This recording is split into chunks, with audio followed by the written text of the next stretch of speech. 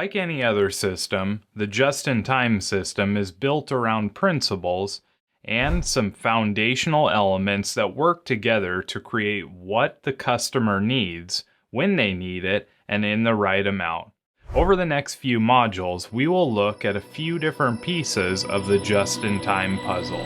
Keep in mind that the just-in-time system is a philosophy that aims at meeting the needs of the customer and being flexible to changes in the marketplace. In fact, for any just-in-time system to be considered successful, it must be able to produce any combination of customer needs.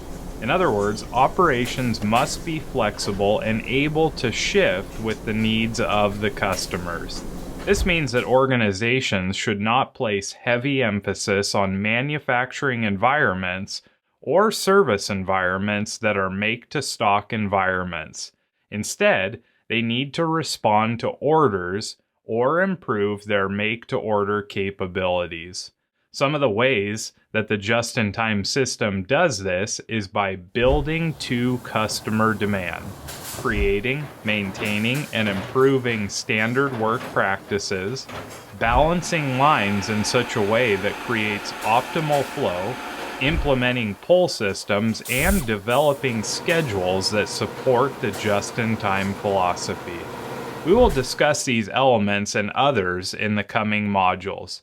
Be aware that for each of these topics, we will give you a general overview. In addition to these general overviews, it is important to understand that different companies use different tools and implement the systems in different ways. As you learn about the just-in-time system, these general overviews will help you get started, but some adjustments will likely be needed. We'll see you in the next video.